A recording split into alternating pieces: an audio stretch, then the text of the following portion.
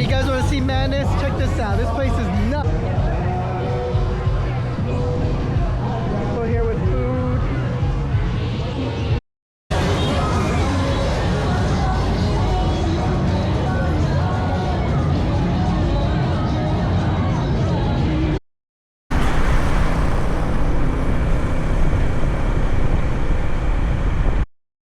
Hey guys, turns out I didn't probably do a lot of videos where I'm staying right now. So I'm in this area in Pattaya called Dusit Park, and I think this is like a Chinese development complex. But check this out. This is the pool. This thing's massive. I mean, it spans the entire length of the complex in the center area here. But do you see all these? These are all units. Don't be misled. These units are tiny. What they do is they make, just a unit and they split it down the middle. But like in the United States, like if you go to a studio apartment or whatever place in the States, like an apartment, you come in and obviously would have some areas to meander through. Like a one bedroom would have a block inside the unit. But that's one thing I think in the States that we should be a little bit appreciative of. Real estate is much more ample over there than it is here. I mean, these guys are packed in like sardines. I'm not quite sure. I think they're apartments. Everything is owned. The one I'm staying at, like this, the one I'm staying at is an Airbnb. And look at this. If you see this lady cleaning, what they do every morning, it doesn't matter if it's this complex or even the streets, they clean everything. The gutter, like the sewage areas and the sidewalks, it's being cleaned by people every morning. There's no machines doing this. And, it's clean. Everything is clean. Like she's doing this right now by herself to make sure that the grounds are properly kept. Just the difference in just the difference in how things are managed in the States versus here. Now, the other thing about this place I've noticed, Pattaya, maybe in particular this complex, it's a lot of Russians, a lot of Chinese. This whole street where I'm going to take you, because there's a kind of a Thai stall there that I want to eat their food, is like things are written in Russian. It's just like such an international community. I just find like this is not something you would experience here in the States. Like I don't think there's obviously it's a melting pot, the States, right? But here it's just like a concentration of each ethnicity, like the Russians, the Chinese, and they're all commingled together. And but like the vibe here is like so beachy. Like you don't see like surfers or anything like that. This place is the beach, and people do their commerce. But they just like I'll show you in a second. I think it's just so cool because like you have your apartments like this, they're nice, right? And then you have the streets, which are just Thai, and everything is just commingled together like this. She's selling food. It's a normal thing. You do that in the States, you get like a ticket. But here, they don't care. It's just so cool. You can just set up a shop and start selling food, and it's like your cafe. It's just under a tarp. Here. So this is where we're going. We're going to this place here. This lady's very nice. I wanted to try her food, and she told me to come back at 10, but I'm hungry. She had to go shopping. So look at this. All these stalls here are set up for food, and all along there's like cannabis shops, 7-Eleven, the breakfast stuff, my coffee store's right over there. That's a place I love to go. Last night, right over here is a food stall. You can get fresh fruit. I got the sweetest pineapple. It's like candy. it's just so delicious. And mangosteens, I think it's mangosteens. They're very strange looking fruit. I've seen them in Mexico. They're kind of hairy, or dragon fruit. Maybe it's called dragon fruit. And then watermelon. But everything was so sweet. It's just so different here. And then all along this area, there's Western places and traditional Thai. And if you can see over there, they're building another apartment complex. So this place is expanding. Now, there's a guy last night. I'm going to tell you a little quick story, but I'm going to put you down first because I talked to the lady. Let's see if she's ready for me. Sawadee. It's ready? I can eat?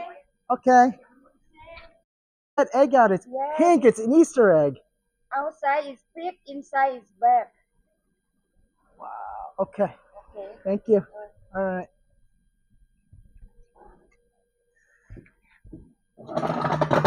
So, medium spicy. Yeah. So what's cool about here is like this is like just a tart. We just set it up, and it's everywhere in Thailand, especially in Pattaya. If you take the a motorbike to get to like, I'll take you maybe today to Terminal 21 because I have to go shopping. I got invited to a friend of mine. He's having a baby shower. So let me just catch you up with a little bit of the story on their I got incense over there. So this, people here are just like, it's such a beach community. So like when I first got here, I didn't really know what to do. And I ran over to my favorite coffee store, Ping, and she makes the greatest lattes and Thai iced teas. And there was a gentleman there, an American, I can tell. He's sitting there with his phone. And you know the most annoying thing is when people have their phones and it's so darn loud and you can hear it. This guy's got his on full blast. And I was about to like, get in my New York. So I'm like, hey, dude, turn that shit off. So I just came up to him and said, hey, sir, do you know anything about like the islands? And there's a island you can take a ferry to apparently from Pattaya. And he's like, oh, I would, he's like telling me about some of the beaches, and not really like nice super beaches, but if you go certain place further north, there's some nice beaches. He's saying, and he asked me to sit down with him, to have coffee, and I did, and we started chatting a little bit. And I started to get a taste of his life. It's interesting. He's from LA, and he was in the costume jewelry business, and apparently it went under in LA. And so he lost all his money and then decided to come to Thailand. And I think he's obviously over 60, maybe he's not 65. I don't know. But he decided to take Social Security at 2,000 bucks a month. And that's funding him here in Thailand. But the story gets even more interesting. So he started to talk to me. He asking me about myself. And what I got the sense is like as a salesperson, kind of qualifying you. He was qualifying me, and he started to ask me like what I did, and I tried to explain to him. I mean, how's he going to know anything about Charles River development or, that trading stuff? And he started to qualify me, and he started to ask me about, myself, and I told him what my plans were, and then he started to show me about how, like, some of the things not to do in Thailand. The one thing he told me not to do is buy real estate. Well, actually, the first thing he told me about was the visa.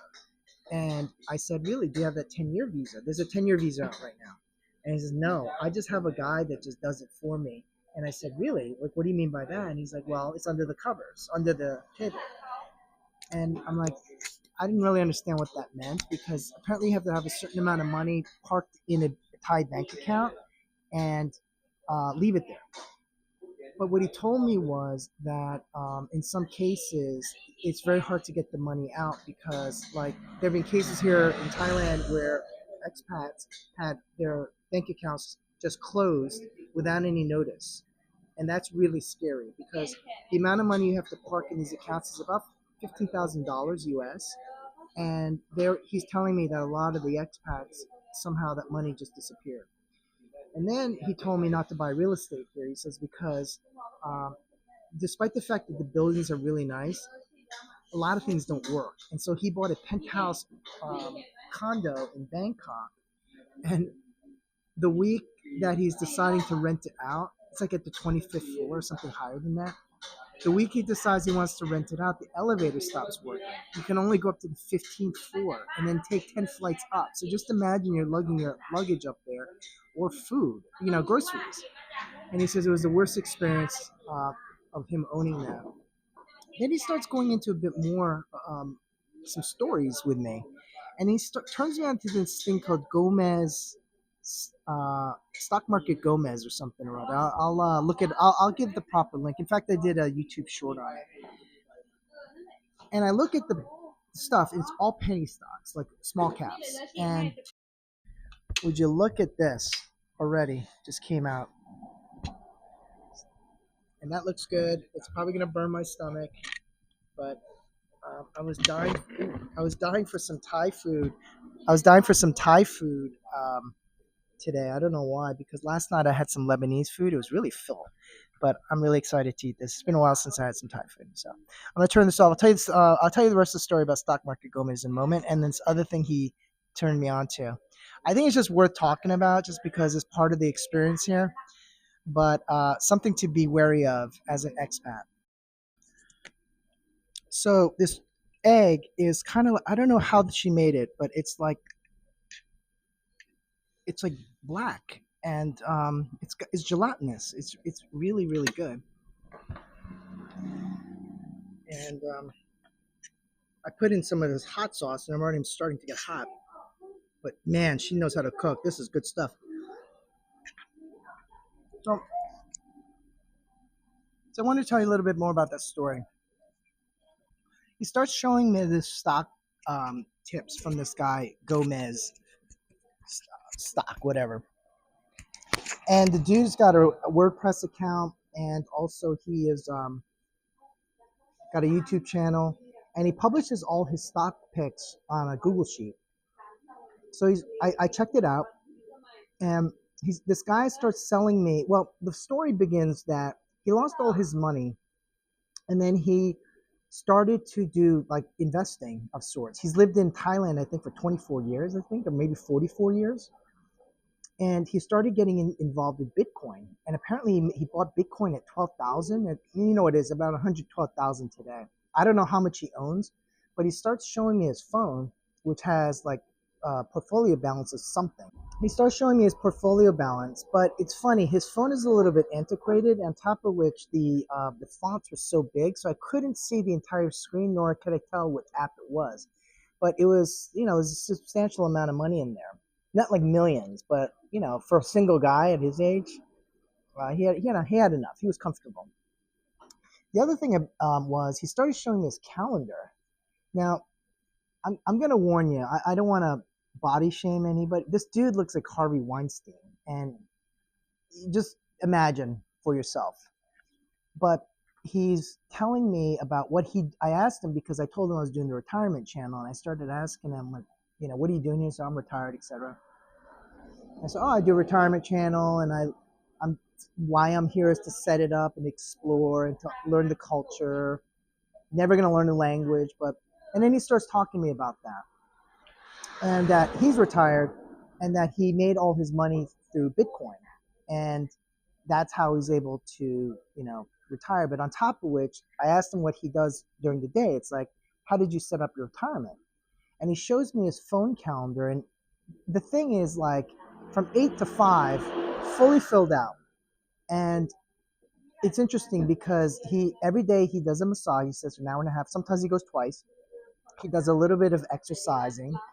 Um, Look, I'm not going to be sugarcoated. Pattaya is well known for being one of the sex capitals of the world. There's a sex industry here. You can avoid those things because, you don't have to do those things, but it's well known. The Pattaya walking streets, some areas, soy sex, crazy with all of those girly bars.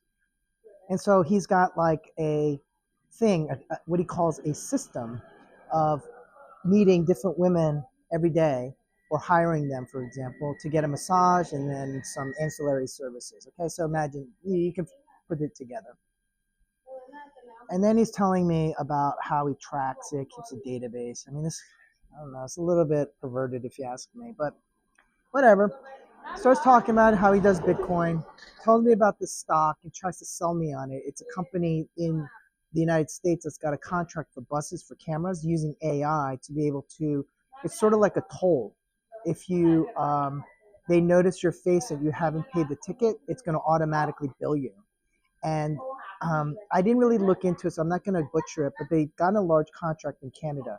The thing is, the stock when he bought it and he saw it was from the Stock Gomez guy.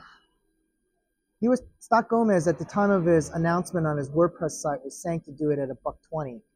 I've seen this thing happen before. Basically, it's a pump and dump scam. I think it's a scam, pump and dump. Or you just got to get out at the right time and just not be part of the long-term process. But recently, I had a situation on WhatsApp where people were telling me to buy this kind of it's a stock called WeRide.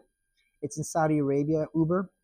But if you look at the chart, it starting really low and all of a sudden just like that. And when they're suggesting a stock to you, you're at that top end of the curve. So this Gomez thing seems similar because he's telling me that the chances are it'd be bought out. But if you see this guy, if you do any ChatGPT research on it, it seems like this guy's gotten in some trouble in the past for doing this kind of thing. And so I personally think it's a pump and dump scam because right now the stock is really well elevated and it can be a little scary. So he tells me about that. I got interested. I started looking into it myself. He didn't like fully sum. He says you got to do your own research, etc.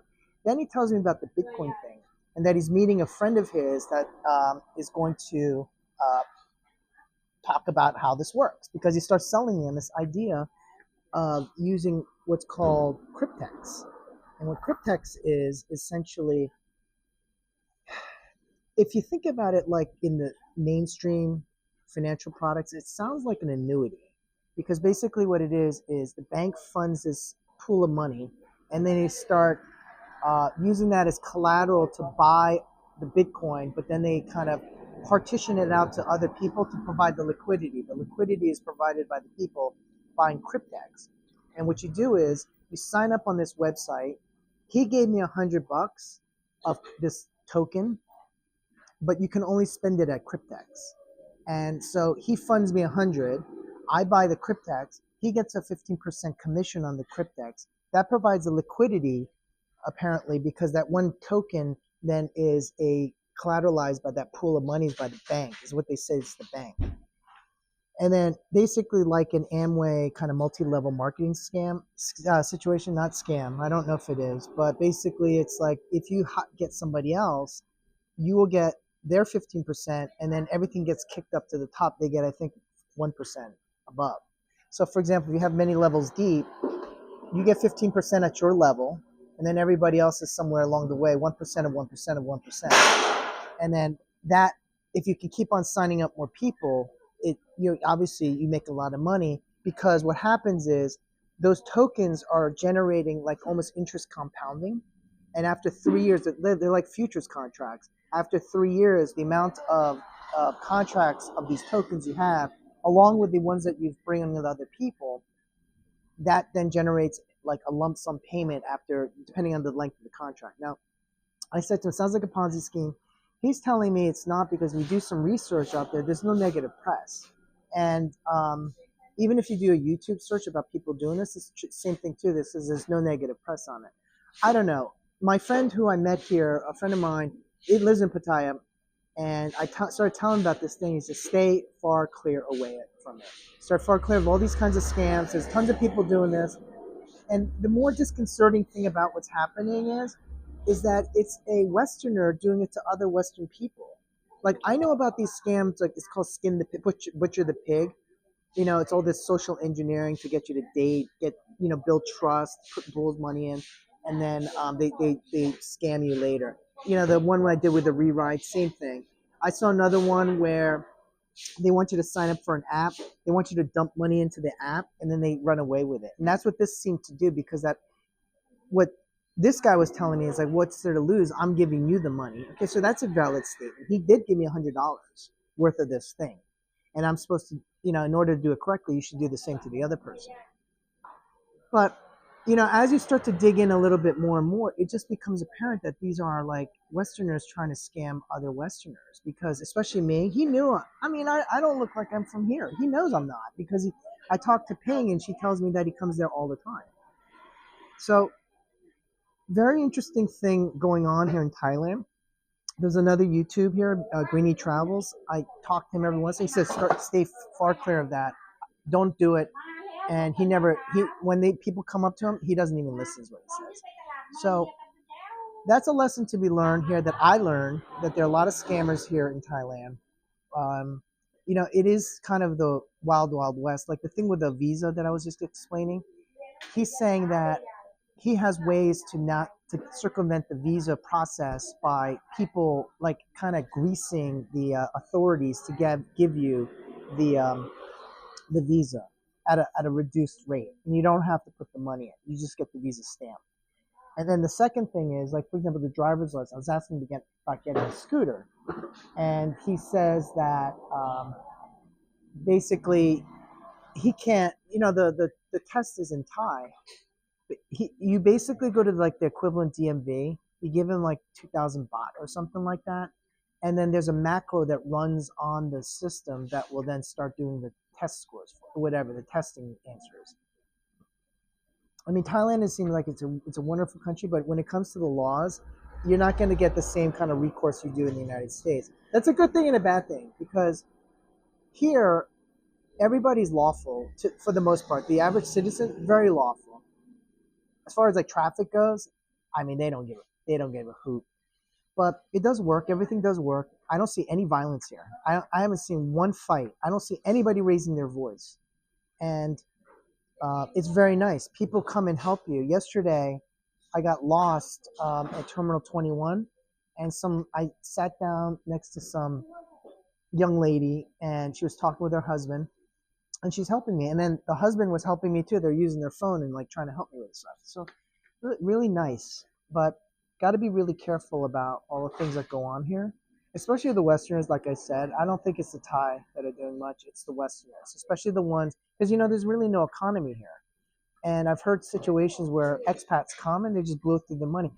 If you go to that Pattaya area, right now, if I went, first of all, it's probably crazy as hell still. But secondly, when I was walking on the Pattaya beach, there's old dudes in these bars drinking already, and it's right now 9:41. I would guarantee they're drinking right now. I mean, it's a little bit of sad existence, and but if you're retired and comfortable, why not? I mean, what else are you going to do out here? Maybe you could do stuff online. If you have a business, like a retail business, you have to obviously tend to that. But most people are just kind of just chilling out and I guess doing that kind of stuff. So I'm gonna leave it here. I'm gonna have my lunch or breakfast. It's wonderful, and I'll see you in the next one.